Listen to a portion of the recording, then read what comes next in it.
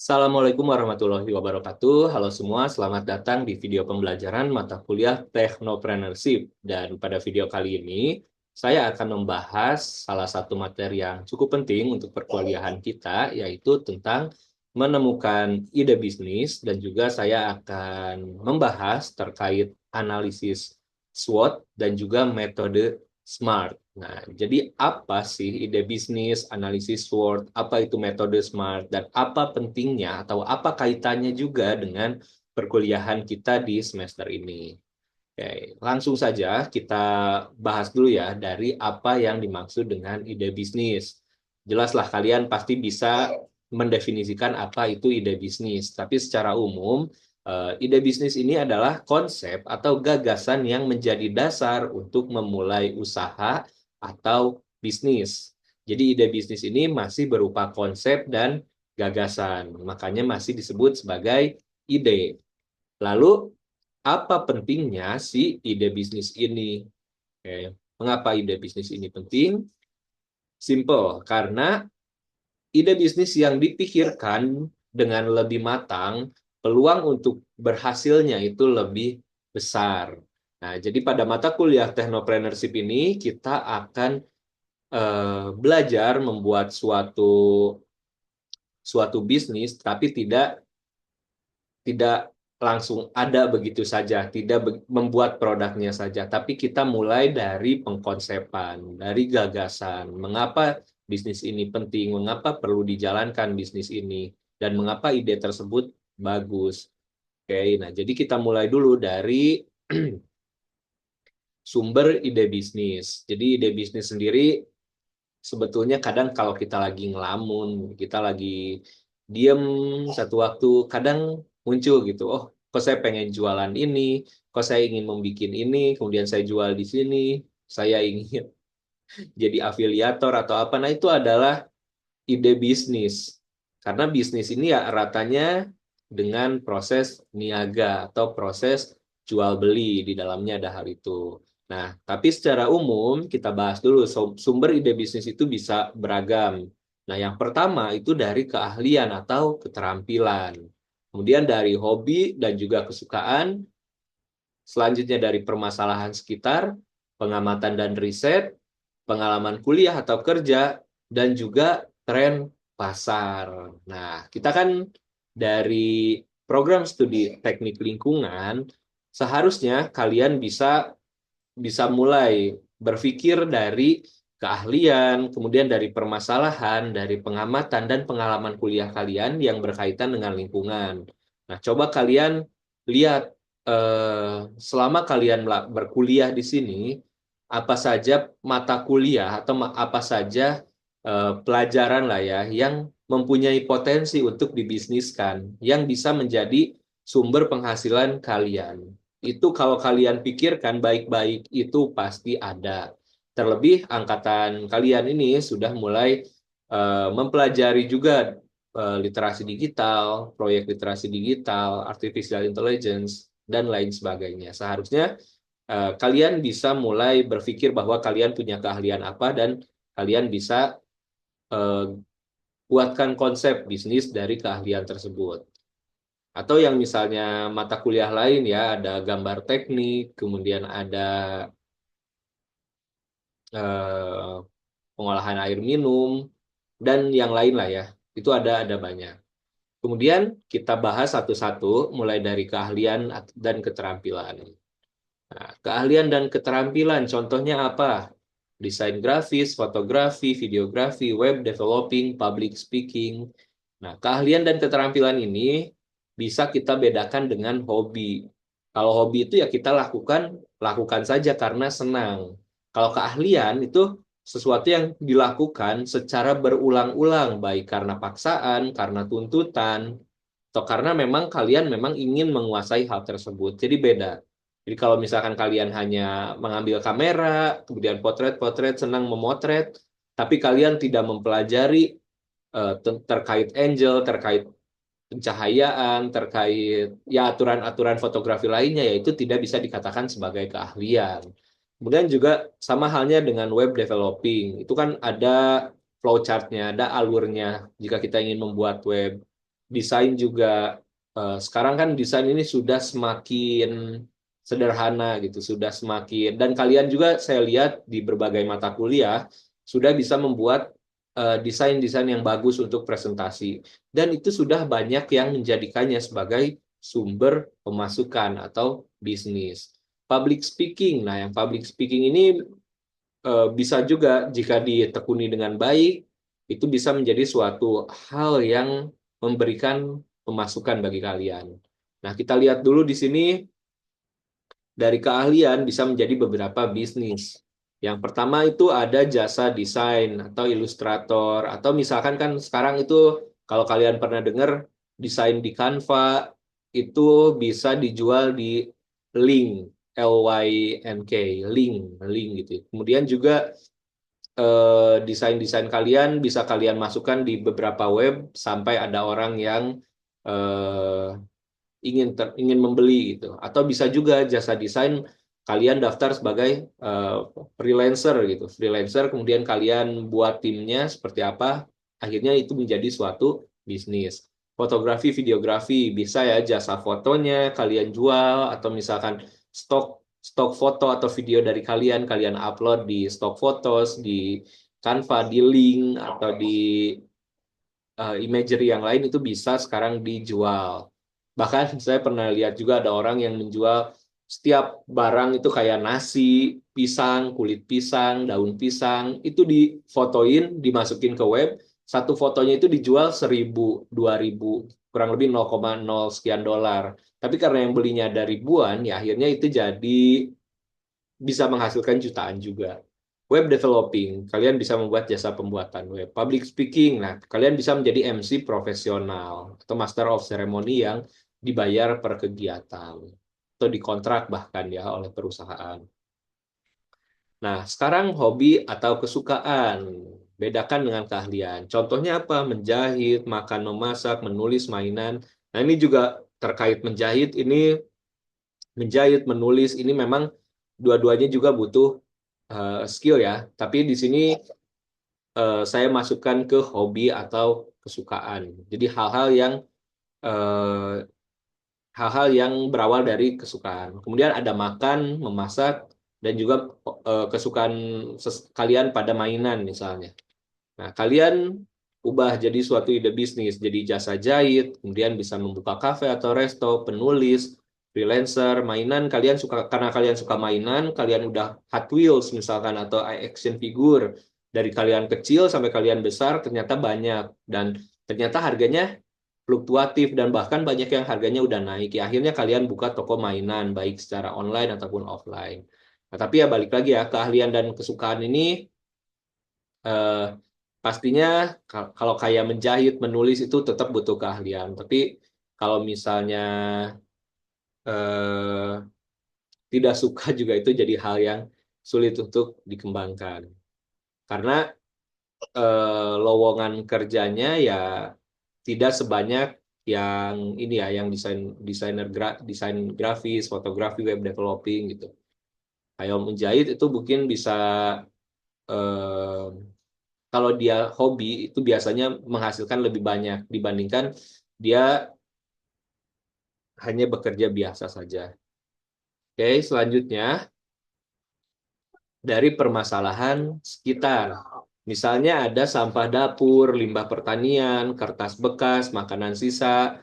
Nah, itu yang ada di sekitar kalian. Kemudian kalian melihat, walaupun ini banyak barang-barang yang sudah tidak terpakai, tapi sebetulnya punya nilai jual, punya potensi. Akhirnya kalian punya ide, konsep, jasa jemput sampah. Kemudian ada transformasi limbah, kertas daur ulang, jual sisa makanan. Nah, jasa jemput sampah ini bisa kalian ini kan apa?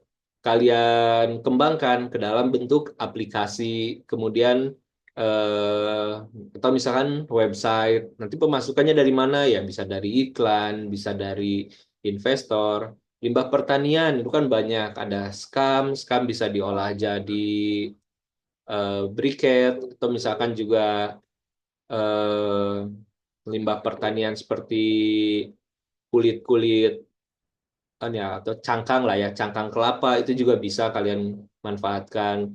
Kertas bekas, nah di sekitar universitas nih banyak kertas bekas baik dari tugas, sisa ujian. Kalian bisa coba eh, daur ulang menjadi buku catatan yang baru atau kertas baru, kertas yang bisa dimanfaatkan. Kalian bisa jual hal tersebut. Makanan sisa, maksudnya makanan sisa ini misalkan bukan sisa yang kita makan gitu ya, tapi saya pernah melihat ada satu startup yang menjual makanan-makanan yang dari toko atau dari warung yang mungkin waktu kadaluarsanya itu sudah semakin dekat sehingga dia jual kembali. Jadi bukan maksudnya maaf Kak, bukan jual sisa makanan yang sisa dimakan, tapi sisa makanan yang dari proses penjualan tidak laku. Pengamatan dan riset, bioteknologi, daur ulang, penerapan teknologi, misalnya ada GPS Scholar. Nah, ini yang bisa kalian pikirkan lagi, apalagi kalian ini kan mahasiswa-mahasiswa yang udah pernah belajar tentang biotek, kemudian ada ekologi, ada juga berbagai teknologi. Kalian coba riset, lakukan riset mendalam. Contohnya dari bioteknologi ini bisa kalian buat bioplastik, biofuel dari daur ulang, bisa jadi paving block dari plastik, atau misalkan eh, plastik menjadi apa ya, menjadi plastik bekas, bisa jadi kursi, bisa jadi tatakan, banyak. Penerapan teknologi ini yang berbasis IoT, yang misalnya kalian buat otomatisasi untuk proses penyiraman kebun, atau misalkan kalian eh, pengawasan di parkiran atau apa, ini bisa. GPS Caller ini kalau misalkan kalian membuka jasa monitoring, nah kalian bisa menjual GPS gitu. Tapi tidak hanya GPS-nya, tapi juga jasa monitoringnya. Kalian nanti buatkan peta atau apa. Kemudian pengalaman kerja kuliah, ilmu pengetahuan saat kuliah. Nah, ini yang saya bilang tadi ya. Kalian kan udah pernah belajar GIS, gambar teknik, spam, bioteknologi. Coba kalian pikirkan. Menurut saya, ada banyak hal yang bisa kalian lakukan dari mata kuliah ini, walaupun kalian mungkin mempelajari dasar-dasarnya, tapi berpotensi untuk menghasilkan spam bioteknologi. Produk dari tugas, nah misalnya dari technopreneurship, dari lomba-lomba kayak PKM, P2MW, ya ini bisa kalian kembangkan dari KKN misalkan. Bisa dikembangkan kembali jadi suatu produk bernilai jual. Pengalaman organisasi ya ini ya yang kalian di himpunan atau di ormawa lain itu bisa dana usahanya dikembangkan lagi, usaha di tempat kerja sebelumnya. Misalnya ada orang yang pernah bekerja menjadi asisten montir atau menjadi asisten laboratorium atau apa, akhirnya dari pengalaman tersebut membuka usaha sendiri. Tren pasar ini hal-hal yang lagi viral, atau kemudian gaya hidup eco-friendly, zero waste itu juga bisa dibilang sebagai suatu tren. Energi terbarukan juga, kalau misalkan kalian ingin memanfaatkan apa ya,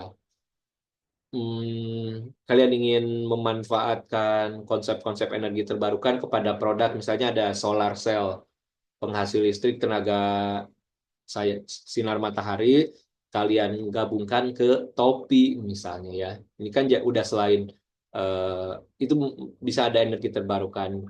Udah ada nih kayak topi yang punya solar cell, kemudian ada tas yang pakai solar cell. Jadi itu bisa kalian koneksikan, bisa kalian sambungkan dengan charger untuk cas smartphone kalian sebagai contoh. Jadi sekali lagi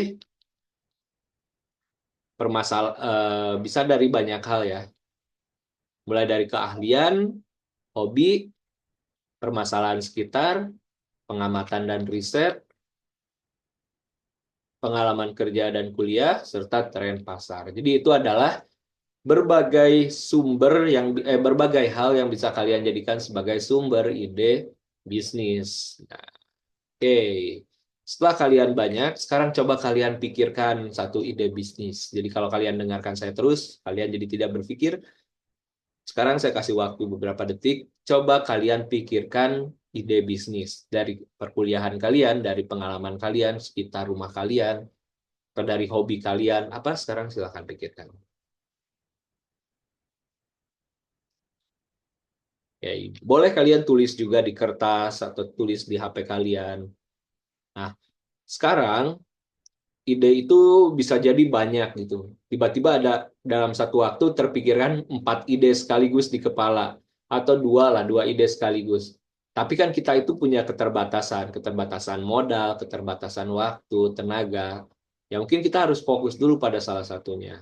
Nah, sekarang ambil salah satu dari bisnis yang kalian pikirkan tadi, kemudian ada yang namanya itu 5W plus 1H. Mungkin kalian udah familiar ya. Jadi kalian coba buat pertanyaan dengan konsep 5W 1H terhadap ide bisnis kalian.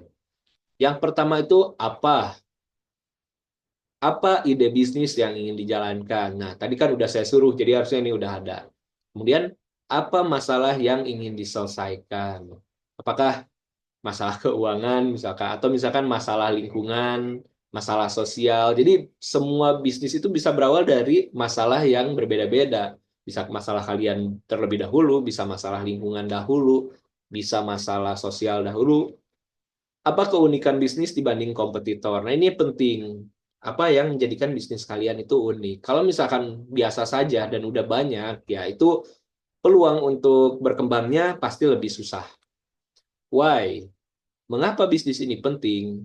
Mengapa pelanggan membutuhkan produk ini? Mengapa investor harus tertarik pada produk ini? Lalu ada who, siapa? Siapa target pasarnya? Siapa pesaingnya? Siapa yang akan terlibat dalam bisnis ini? Apakah ada timnya, ada mitra, ada investor, atau kalian sendiri yang menjalankan? Nah, silakan kalian pertanyakan. Pertanyaan keempat itu where.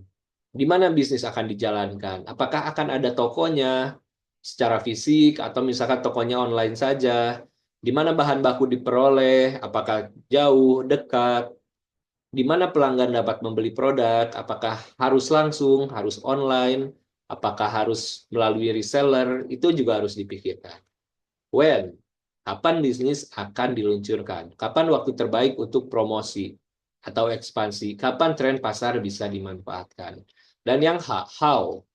Bagaimana bisnis akan dijalankan? Bagaimana cara mendapatkan modal? Bagaimana strategi pemasaran yang digunakan? Nah, jadi dari berbasis 5W1H saja itu sudah hampir ada 20 pertanyaan yang perlu difikirkan. Jadi kalau memikirkan ide bisnis saja itu mungkin cepat, tapi kalau untuk menjawab semua pertanyaan 5W1H ini ya pastinya butuh waktu. Sekarang kita coba contoh kasus. Nah, contoh kasus. Website edukasi lingkungan. Oh, sorry. Jadi kasusnya di sini saya ingin membuat ide bisnis. Ide bisnisnya apa? Ternyata saya berpikir, oh saya ingin coba karena saya suka website nih, suka web develop gitu. Saya bikin web dan karena saya belajar lingkungan, jadi websitenya itu edukasi lingkungan sesuai dengan profesi misalnya. Lalu kita tampilkan pertanyaannya, apa nama websitenya? Apa isi kontennya? Apa keunikan website ini? Tentu harus saya jawab. Misalkan saya pernah membuat website namanya Ekoliterasi. Ekoliterasi ya isinya tentang berbagai edukasi dan juga literasi untuk membantu orang-orang memahami masalah lingkungan misalkan itu. Kontennya ya berupa tulisan. Keunikan website ini saya lihat masih jarang website misalkan yang fokusnya itu fokus lingkungan tapi ke anak-anak. Nah, jadi saya coba bikin web ini dengan target pasarnya anak-anak. Ini kan udah bisa menjawab pertanyaan who, siapa target pembacanya. Why, mengapa website ini penting? Karena ya edukasi itu tidak bisa dilakukan hanya di tempat yang formal, tidak hanya di sekolah, tapi harus juga di tempat di luar-luar sekolah. Mengapa masyarakat membutuhkan web ini? Mengapa investor harus tertarik? Siapa pesaingnya? Dan lain-lain. Where? Di mana kantornya? Pakai CMS apa? Kapan website diluncurkan? How? Bagaimana sumber pemasukan? Bagaimana web ini dijalankan? Tetap akan ada banyak pertanyaan. Nah, contoh kedua, nah, saya ambil dari ide bisnis yang teman-teman pernah sampaikan di mata kuliah Technopreneur. bioplastik dari kulit singkong, contohnya ya. Nah, ini idenya bagus, tapi kalian perlu tanya dengan 5W1H ini ya. Apa, mengapa, siapa, di mana, kapan, dan bagaimana. Silakan kalian kembangkan pertanyaan-pertanyaannya. Oke, nah sekarang kita coba lihat lagi kumpulan ide bisnis mata kuliah Technopreneurship. Pupuk organik berbahan keong. Ini dari tahun lalu, dari yang semester lalu. Pengharum dari limbah kopi semester lalu. Briket dari sekam padi. Ini semester lalu. Kemudian di semester ini saya lihat ada yang punya ide krayon dari minyak jelantah. Kemudian ada camilan dari buah mangrove. Oh, bukan alay, typo ya. Alat makan edible dari pelepah pisang dan ampas tahu, pupuk berbahan dasar lumpur, alat penyiram tanaman otomatis berbasis IoT. Nah, ini adalah beberapa ide yang kalian buat. Jadi kan kemarin Bu Rara meminta setiap kelompok untuk menuliskan 5 ide lah ya. Dari yang kami diskusikan, itu dari setiap kelompok paling hanya satu ide saja yang berpotensi untuk dilanjutkan. Mengapa? Karena pertama, ada beberapa alasan ya. Bagi kalian yang ingin mengolah limbah organik ataupun yang lainnya untuk menjadi pupuk, itu bukannya idenya buruk, tapi itu udah sering dilakukan. Di tahun lalu udah ada, dan kita ingin kalian tidak sama gitu produknya. Kemudian ada juga yang ide bisnisnya itu berkaitan dengan kesehatan, seperti lulur, serum. Nah, ini kita tidak ACC karena akan sulit, akan sulit, akan sulit untuk waktu yang singkat. Kemudian untuk banyak juga yang ingin mengolah makanan ya, jadi makanan, maaf, camilan dan lain-lain. Ini ide-ide bagus untuk berbisnis, tapi sekali lagi kita kan teknik lingkungan itu menurut kami itu lebih ke teknologi pangan, tekpang. Jadi kami memutuskan untuk tidak merekomendasikan ide-ide tersebut. Tapi kayak ide kayak krayon dari minyak jelantah, alat makan edible misalnya. Nah, ini juga kita masih perlu diskusi lagi nih, edible-nya ini dalam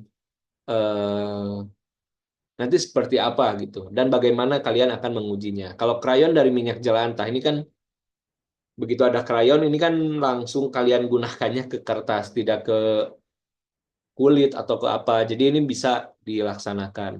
Alat penyiram tanaman otomatis, nah ini juga boleh berbasis IoT atau pakai Arduino itu kami rekomendasikan. Pupuk berbahan dasar lumpur ya balik lagi pupuk itu udah terlalu banyak, jadinya tidak kami rekomendasikan. Nah, setelah tadi ada pertanyaan 5W1H, itu belum cukup. Kalian juga perlu melakukan analisis yang namanya itu SWOT, SWOT, SWOT, yang merupakan singkatan dari strengths atau kekuatan, weaknesses, kelemahan, opportunities atau peluang, dan threats, ancaman. Jadi, contoh beberapa pertanyaannya. Jadi kalau tadi pertanyaan berbasis 5W1H, ini pertanyaan berbasis SWOT. Kekuatan, contohnya kualitas terbaiknya apa? Apa yang membedakan dengan produk lain? Kelemahannya, mana yang perlu diperbaiki atau misalkan masih belum bisa dijalankan? Apa yang membuat produknya itu tidak diminati? Peluang, adakah pasarnya, permintaannya ada atau enggak? Peluang yang bisa dimanfaatkannya apa? Ancaman, faktor eksternal yang mengancam. Jadi kalau weaknesses ini dia adalah faktor internal, jadi dari produknya. Sama halnya dengan strengths, ini internal dari produknya. Opportunities dan threats itu eksternal dari luar seperti apa. Nah, apa yang tidak bisa dikendalikan itu ancaman. Jadi sekali lagi, strength atau kekuatan dan kelemahan itu berfokus pada hal-hal internal dari produknya. Untuk opportunities dan juga threats ancaman itu dari faktor eksternal. Jadi silahkan kalian coba pikirkan dan lakukan analisis. Oke, tadi kita udah membuat 5W1H untuk website edukasi lingkungan. Sekarang saya bahas dari sisi SWOT.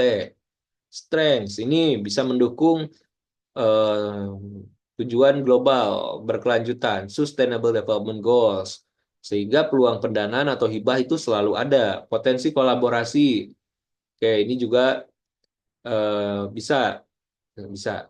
Oh ini maaf, ini saya meralat diri saya sendiri. Peluang pendanaan atau hibah itu akan saya pindahkan. Coba ya. Peluang pendanaan hibah ini bisa kita pindahkan ke opportunities. Oke, kembali lagi. Mendukung SDGs, potensial. Kelemahannya, tantangan dalam monetisasi ya. Balik lagi. Eh, Kalau website itu kan sudah mulai banyak ditinggalkan ya. Karena udah banyak sosmed. Jadi pasti akan jadi tantangan monetisasi. Kemudian SDM misalkan, karena website yang bagus itu kan perlu ada web developer profesional, misalkan ada UI UX designer, ada ya untuk front end back endnya itu semua harus banyak. Nah mungkin untuk beberapa, kalau misalkan saya jalan sendiri karena basic saya bukan orang IT dan mungkin rekan-rekan saya juga bukan dari IT ya, kan ada keterbatasan di awal. Opportunities banyak, tapi walaupun begitu ternyata semakin banyak orang yang tertarik mempelajari tentang lingkungan. Kemudian di saat ini ya, semakin perkembangan teknologi ini, pembelajaran online itu semakin diminati. Nah, itu juga pendanaan peluang terkait SDGs itu ada, biasanya ada. Ancamannya, ternyata banyak web yang memberikan, sudah memberikan ilmu tentang lingkungan dan mereka gratis. Masyarakat lebih tertarik visual. Ya, kalau misalkan banyak tulisan, mungkin orang males baca, orang lebih senang lihat video atau misalkan dengar audio. Website serupa ternyata ada banyak misalnya. Tantangan keberlanjutan finansial, algoritma mesin pencari yang terus berganti. Nah, itu ancaman. Ternyata banyak juga ancamannya, kekuatannya cuma dua. Oke, sekarang kita lihat yang bioplastik. Misalkan saya buatkan analisis SWOT sederhana. Kekuatannya ramah lingkungan, bahan baku melimpah, mendukung ekonomi sirkular. Kurangannya perlu waktu untuk standarisasi produk, karena biasanya plastiknya itu dari kulit singkong atau bioplastik secara umum itu kekuatannya terbatas, biaya produksinya awal tinggi. Opportunities, dukungan pemerintah, potensi pendanaan, daya saing, peluang. Trades, harga lebih mahal, perlu edukasi masif kepada masyarakat. Nah, dari dua hal tadi ya, hmm,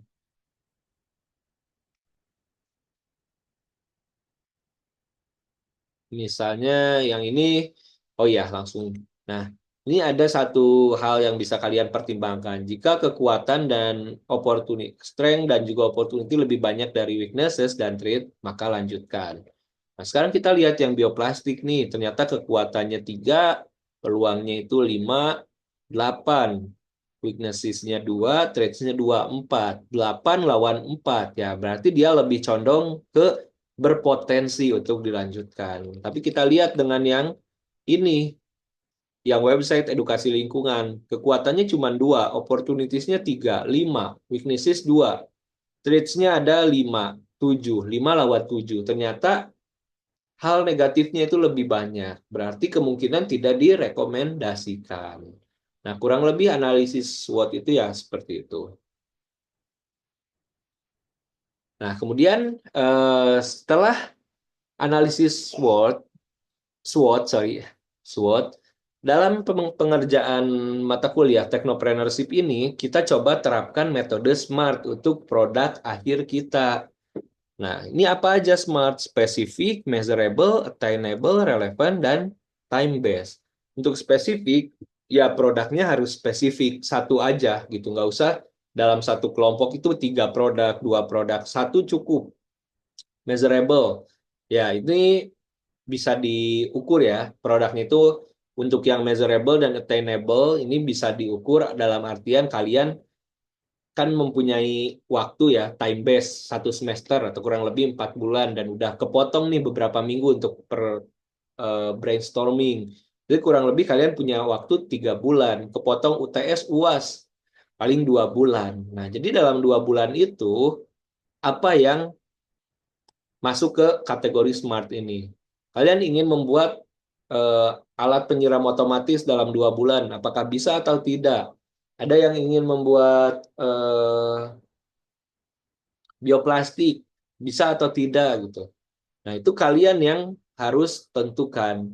kami sudah sampaikan di awal, tapi misalkan ketika kalian nanti sudah kerjakan dan ternyata tidak tercapai, ya berarti nilai kalian juga nantinya tidak bisa sempurna. Karena walaupun produknya bagus, tapi tidak sesuai dengan metode SMART, yaitu kami tidak bisa nilai di akhir.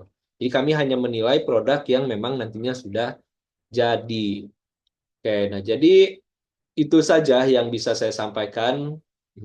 Dan video ini merupakan feedback dari perkuliahan kalian dengan Bu Rara. Oke, jadi silakan bagi yang sudah ada produk yang direkomendasikan atau ide bisnis yang direkomendasikan, kalian bisa lanjutkan. Tapi bagi yang belum atau masih ingin berubah pikiran, kalian bisa gunakan si konsep tadi ya, bertanya 5W1H, kemudian lakukan analisis SWOT, dan buat metode SMART.